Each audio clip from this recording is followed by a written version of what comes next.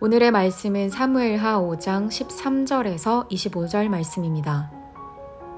다윗이 헤브론에서 올라온 후에 예루살렘에서 처첩들을 더 두었으므로 아들과 딸들이 또 다윗에게서 나니 예루살렘에서 그에게서 난 자들의 이름은 삼무아와 소밥과 나단과 솔로몬과 이팔과 엘리수아와 네벡과 야비아와 엘리사마와 엘리아다와 엘리벨렛이었더라.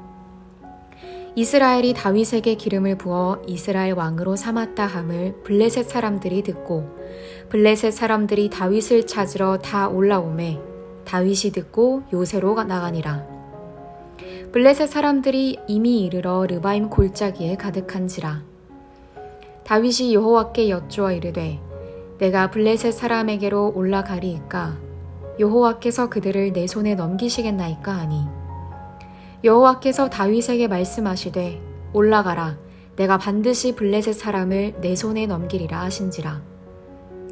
다윗이 바알브라심에 이르러 거기서 그들을 치고 다윗이 말하되 여호와께서 물을 흩음같이 내 앞에서 내 대적을 흩으셨다 하므로 그곳 이름을 바알브라심이라 부르니라. 거기서 블레셋 사람들이 그들의 우상을 버렸으므로 다윗과 그의 부하들이 치우니라. 블레셋 사람들이 다시 올라와서 르바임 골짜기에 가득한지라. 다윗이 여호와께 여쭈니 이르시되 올라가지 말고 그들 뒤에 돌아서 뽕나무 숲을 맞은편에서 그들을 기습하되 뽕나무 꼭대기에서 걸음 걷는 소리가 들리거든 곧 공격하라. 그때 여호와가 너보다 앞서 나아가서 블레셋 군대를 치리라 하신지라. 이에 다윗이 여호와의 명령대로 행하여 블레셋 사람을 쳐서 게바에서 게셀까지 이르니라. 아멘. 하나님은 다윗과 함께 하시고 다윗을 더욱 강하게 하십니다. 하나님은 다윗에게 더 많은 가족들을 늘게 하시고 다윗의 집을 번성하게 하십니다. 이런 다윗의 성장을 달가워하지 않는 사람들이 있습니다. 블레셋 사람들입니다. 블레셋은 이스라엘이 출애굽하여 가나안에 정착한 때로부터 끊임없이 이스라엘을 위협합니다. 그 당시 이스라엘은 아직 제대로 된 국가 형태도 갖추지 못하였을 때인데요. 블레셋은 이미 철제 무기로 무장하였죠.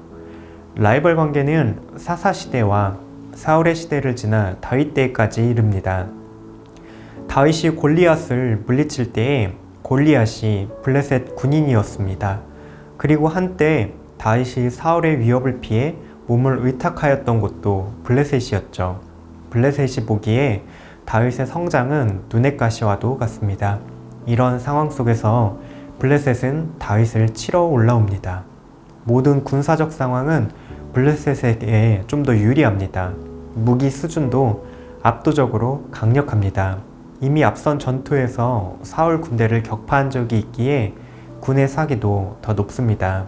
18절을 보니 블레셋 사람들이 이미 이르러 르바임 골짜기에 가득한지라 라고 말합니다.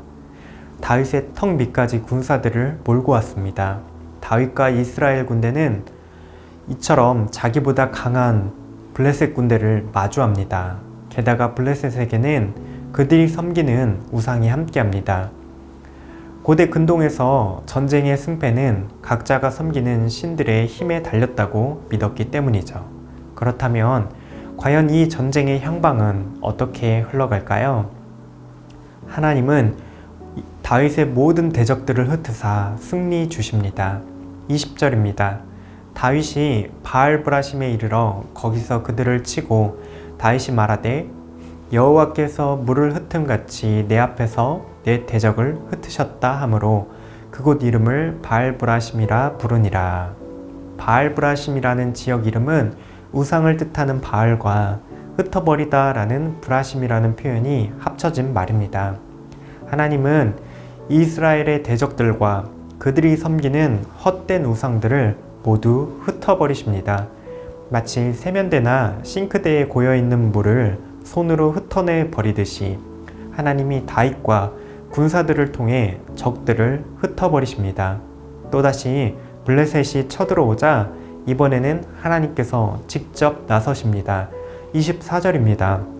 뽕나무 꼭대기에 걸음 걷는 소리가 들리거든 곧 공격하라.